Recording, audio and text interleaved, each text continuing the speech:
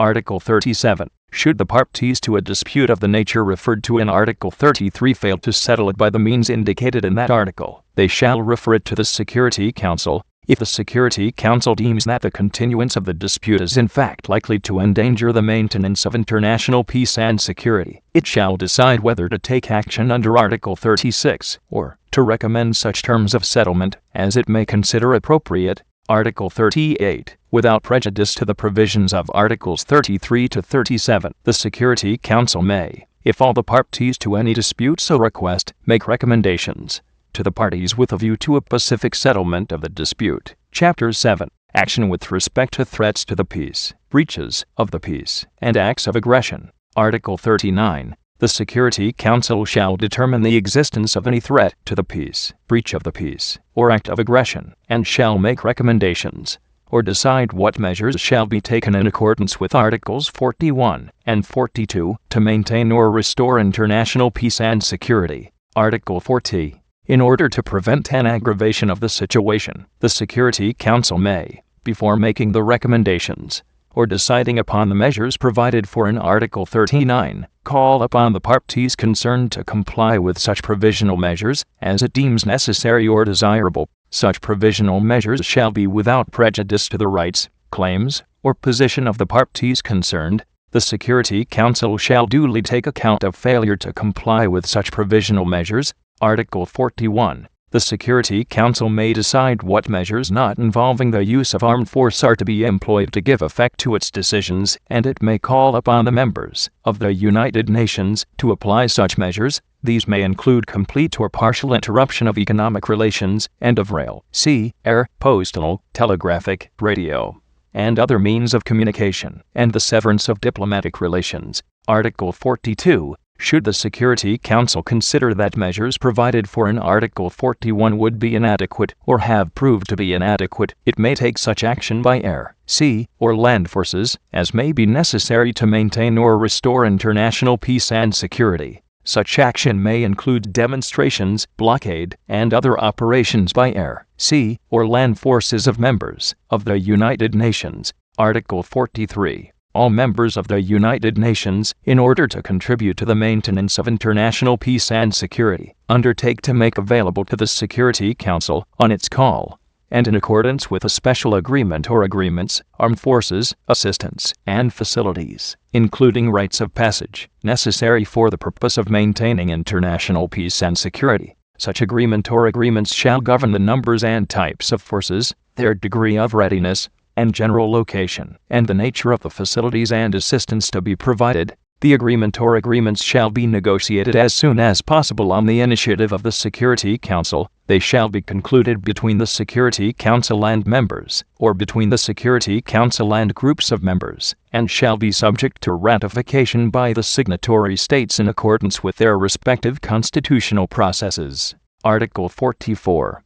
When the Security Council has decided to use force, it shall, before calling upon a member not represented on it to provide armed forces in fulfillment of the obligations assumed under Article 43, invite that member, if the member so desires, to participate in the decisions of the Security Council concerning the employment of contingents of that member's armed forces. Article 45. In order to enable the United Nations to take urgent military measures, members shall hold immediately available national Air Force contingents for combined international enforcement action. The strength and degree of readiness of these contingents and plans for their combined action shall be determined within the limits laid down in the special agreement or agreements referred to in Article 43 by the Security Council, with the assistance of the Military Staff Committee. Article 46.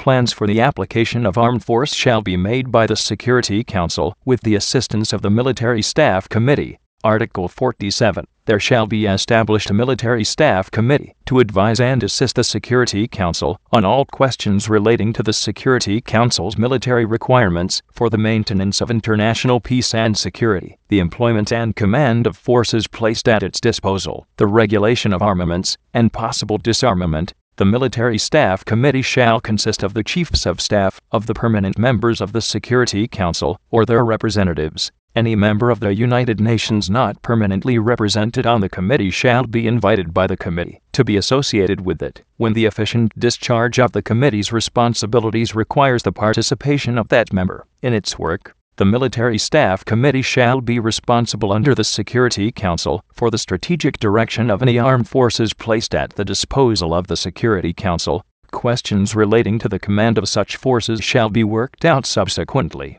The Military Staff Committee, with the authorization of the Security Council, and after consultation with appropriate regional agencies, may establish regional subcommittees. Article 48. The action required to carry out the decisions of the Security Council for the maintenance of international peace and security shall be taken by all the members of the United Nations, or by some of them, as the Security Council may determine. Such decisions shall be carried out by the members of the United Nations directly and through their action in the appropriate international agencies of which they are members. Article 49. The members of the United Nations shall join in affording mutual assistance in carrying out the measures decided upon by the Security Council. Article 50. If preventive or enforcement measures against any state are taken by the Security Council, any other state, whether a member of the United Nations or not, which finds itself confronted with special economic problems arising from the carrying out of those measures shall have the right to consult the Security Council with regard to a solution of those problems. Article 51. Nothing in the present Charter shall impair the inherent right of individual or collective self-defense if an armed attack occurs against a member of the United Nations, until the Security Council has taken measures necessary to maintain international peace and security. Measures taken by members in the exercise of this right of self-defense shall be immediately reported to the Security Council, and shall not in any way affect the authority and responsibility of the Security Council, under the present Charter, to take at any time such action as it deems necessary in order to maintain or restore international peace and security. Chapter 8. Regional Arrangements. Article 52. Nothing in the present Charter precludes the existence of regional arrangements or agencies for dealing with such matters relating to the maintenance of international peace and security as are appropriate for regional action, provided that such arrangements or agencies and their activities are consistent with the purposes and principles of the United Nations. The members of the United Nations entering into such arrangements or constituting such agencies shall make every effort to achieve pacific settlement of local disputes through such regional arrangements or by such regional agencies before referring them to the Security Council. The Security Council shall encourage the development of pacific settlement of local disputes through such regional arrangements or by such regional agencies, either on the initiative of the states concerned or by reference from the Security Council. This article in no way impairs the application of Articles 34 and 35. Article 53. The Security Council shall, where appropriate, utilize such regional arrangements or agencies for enforcement action under its authority, but no enforcement action shall be taken under regional arrangements or by regional agencies without the authorization of the Security Council, with the exception of measures against any enemy state, as defined in paragraph 2 of this article, provided for pursuant to Article 107, or in regional arrangements directed against renewal of aggressive policy on the part of any such state, until such time as the organization may, on request of the governments concerned, be charged with the responsibility for preventing further aggression by such a state. The term enemy state as used in paragraph 1 of this article applies to any state which during the Second World War has been an enemy of any signatory of the present Charter. Article 54. The Security Council shall at all times be kept fully informed of activities undertaken or in contemplation under regional arrangements or by regional agencies for the maintenance of international peace and security. Chapter 9. International Economic and Social Cooperation. Article 55. With a view to the creation of conditions of stability and well-being which are necessary for peaceful and friendly relations among nations based on respect for the principle of equal rights and self-determination of peoples, the United Nations shall promote